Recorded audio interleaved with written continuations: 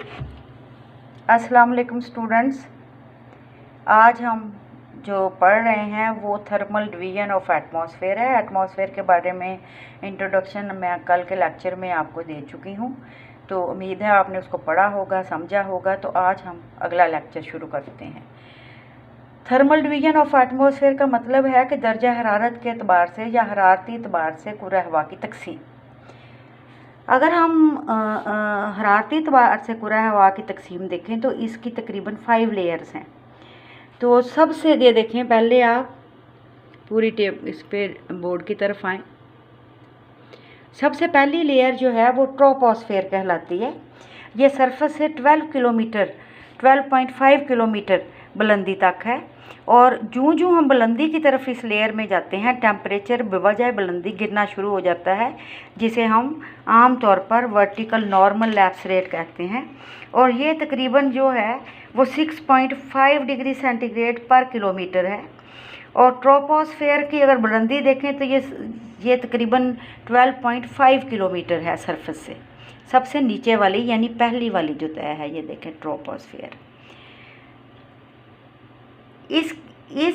ये तकरीबन सबसे ज़्यादा कसीफ है, भारी गैसें यहाँ पर है, सबसे ज़्यादा बुखारात भी इसमें है, यानी मॉइस्चर भी सबसे ज़्यादा इसी लेयर के अंदर है, और डस्ट पार्टिकल्स भी इसी लेयर में है। और ये काफ़ी कसीफ है, भारी है, जो कुर्रा हवा के कुल बोझ का तकरीबन 80% है। इक्वेटर के ऊपर इसकी बुलंदी तकरीबन 16 किलोमीटर, और पोलर एरिया जो हैं पोल्स के करीब 8 किलोमीटर के करीब है। और कुर्रा हवा के इस हिस्से में नमी चूँकि है, उसकी वजह से बादल, बारिश, बर्फ़बारी, ज़ालाबारी, धुंध, तूफ़ान वगैरह इसी हिस्से में ट्रोपोस्फेयर में ही पैदा होते हैं। और ट्रोपोस्फेयर के बाद एक हल्की सी लेयर है ट्रोपोपास, जो ट्रोपोस्फेयर को स्ट्रेटोस्फेयर से अलग करती है। यानी जैसे ही हम ट्रोपोपास क्रॉस करते हैं तो बिल्कुल हमें एक ऐसी लेयर मिलती है जिसमें नमी ना होने के बराबर है, और हवा वहाँ पे हल्की है। दूसरा, वहाँ पे टेम्परेचर बवजह बुलंदी गिर रहा होता है और कम हो रहा होता है। और यहाँ पे ट्रोपोस्फेयर जो स्ट्रेटोस्फेयर जो है, ये नीचे वाले हिस्से से दूसरा हिस्सा है, यानी नीचे वाली लेयर के ऊपर जो दूसरी लेयर है वो है। और अगर हम इसका अल्टीट्यूड देखें तो ये 50 किलोमीटर है, यानी ये सरफेस से 50 किलोमीटर है जो स्ट्रेटोस्फेयर है। ये लेयर जो है कुर्रा हवा की साफ़ है, कसीफ हवा पर मुश्तमिल है। इसमें नमी भी बहुत कम है। इसका ख़ास तौर पे ऊपर वाला हिस्सा, स्ट्रेटोस्फेयर का ऊपर वाला हिस्सा, उसमें बादल वगैरह नहीं होते, जिसकी वजह से विजिबिलिटी, देखने की सलाहियत ज़्यादा हो जाती है, और हवाई जहाज़ वगैरह इसीलिए इस तय में सफ़र करते हैं। दूसरा, क्योंकि वहाँ पर हवा जो है वर्टिकल वेव्स की शक्ल में नहीं बल्कि हॉरिजेंटली मूव करती है, जिससे हवाबाजी में मज़ीद सहूलतें पैदा हो जाती हैं। और स्ट्रेटोस्फेयर जो है, इसके ऊपर वाली लेयर, जो इसकी ऊपर वाली लेयर है, वहाँ पर ओजोन गैस है, यानी ऐसी गैस, ऑक्सीजन गैस ही है जो सूरज से आने वाली रेडिएशन को अपने अंदर जज़ब कर लेती है। और जब 2 एटम वाली ऑक्सीजन पर अल्ट्रावायलेट रेज और एक्स रेज सूरज की तरफ से आके पड़ती हैं, तो वो 2 की बजाय ऑक्सीजन 3 एटम उसके बाहम मिलकर ओजोन बनाते हैं, और इसी तरह कुदरती अमल के नतीजे में टूटकर आम ऑक्सीजन की शक्ल भी इख्तियार करते रहते हैं। इस तय में भी ओजोन आज़ादाना ऊपर से नीचे, आगे पीछे हरकत करती रहती है।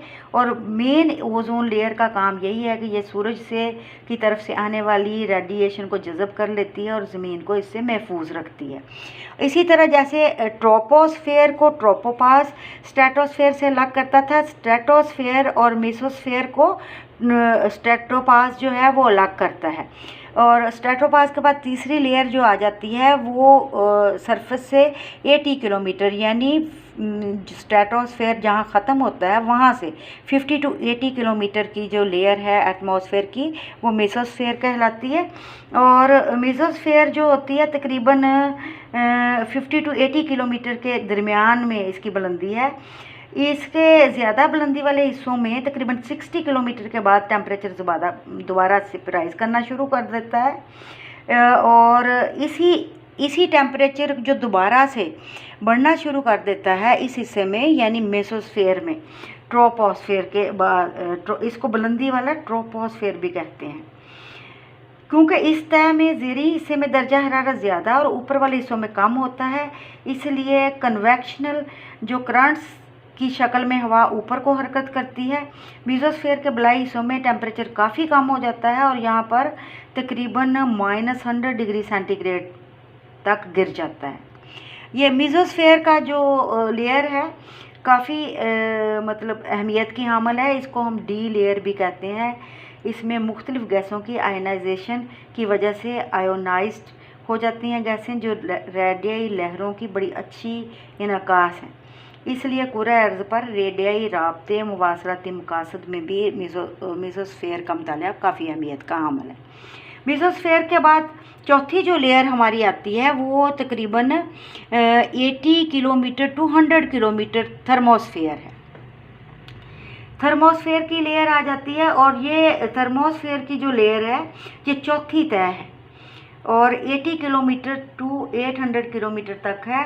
फिर जो आल्टीट्यूड बढ़ता जाता है थर्मोस्फेयर में टेम्परेचर भी बढ़ता जाता है, यहाँ तक कि 300 किलोमीटर पर टेम्परेचर जो है वो 700 सेंटीग्रेड तक बढ़ जाता है। ऑक्सीजन, नाइट्रोजन इस तय की अहम गैसें हैं जो आयोनाइज्ड हालत में पाई जाती हैं, इसलिए आसमान पर रोशनी की एक चादर सी नज़र आती है, यानी जिसे हम अरोरा कहते हैं। लाइट्स नज़र आती हैं, रोशनी की वो चमकदार चादर जो आसमान पर वाज़े तौर पर नज़र आती है। थर्मोपाज की जो लेयर है वो थर्मोस्फेयर को एग्जोस्फेयर से अलग करती है। उसके बाद कुरा हवा की आखिरी जो तय है एग्जोस्फेयर स्टार्ट हो जाती है 800 किलोमीटर टू 60,000 किलोमीटर तक का इलाका जो है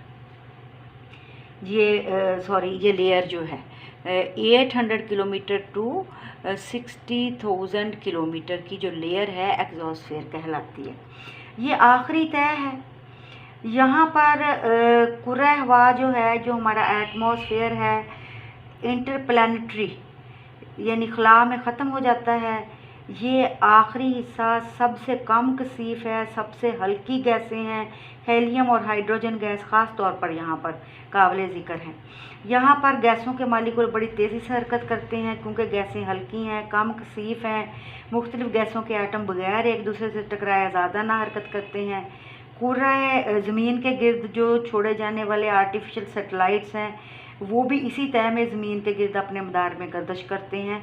इस तय का मुतालिया भी काफ़ी ज़्यादा अहमियत का हामल है, यानी एग्जॉस्फेयर का। आगे देखें, चलते हैं हम कि कुरा हवा की जो मुख्तलिफ़ लहरें, जो हमने मुख्तलिफ़ लेयर्स पढ़ी हैं हरारती लिहाज से, या इसकी जो थर्मल डिवीज़न पड़ी है एटमॉस्फेयर की, या एटमॉस्फेयर की जितनी भी लेयर्स हैं, अब इसके ज़मीन के ऊपर क्या इम्पैक्ट्स हैं, यानी हम देखेंगे कि एटमॉस्फेयर के क्या इम्पैक्ट्स हैं हमारी अर्थ के ऊपर। इसमें एक तो ये है कि फेवरेबल टेम्परेचर, यही एटमॉस्फेयर है जिसकी वजह से ज़मीन का जो टेम्परेचर है वो हर तरह की ज़िंदगी के लिए फेवरेबल है। दूसरी बात है अर्थ्स गार्ड, ये लेयर्स ज़मीन की हिफाजत भी करती हैं। ये अल्ट्रावायलेट रेज़ को अपने अंदर अब्जॉर्ब करती हैं, एक्स रेज़ को अपने अंदर अब्जॉर्ब करती हैं, खला से आने वाले मेटेराइट्स को ज़मीन की तरफ आते हुए अपनी रगड़ से ख़त्म करती हैं। इस तरह ये चट्टानी तोदे ज़मीनी सतह पर टकराने से पहले ही फ़ज़ा में तहलील हो जाते हैं, जल के राख हो जाते हैं। चौथा देखें फ़ायदा इसका, बेसिस फॉर डिफरेंट साइकिल्स, मुख्तलिफ़ किस्म के साइकिल्स की बुनियाद है। हाइड्रोलॉजिकल साइकिल हमारा हो गया, कार्बन डाइऑक्साइड गैस का साइकिल, नाइट्रोजन साइकिल वगैरह। इस तरह ज़मीन के ऊपर एक मरबूत हयातियाती चक्र, बायोलॉजिकल इकोसिस्टम्स कायम रहते हैं। इसके बाद आ जाते हैं बेसिस फॉर डिफरेंट फिनोमिनाज। इन्हीं लेयर्स जो हमारा एटमॉस्फेयर है, इसी की वजह से हमें आसमान का रंग नीला दिखाई देता है, सूरज और चाँद की चमक, सितारों की जगमगाहट, शफक, शाम के झटपटे, ऐसे तमाम खूबसूरत मनाजर हम इसी कुरा हवा की बदौलत देख सकते हैं। इसी कुरा हवा की वजह से जो है वो रेडियाई राब्ते और नशरियात के काबिल हम हैं, इंसान है। इसलिए हम कह सकते हैं कि एटमॉस्फेयर का ज़मीन की ज़िंदगी और इसमें पाए जाने वाली खूबसूरती पर बराह रास्त असर है। अल्लाह हाफिज़।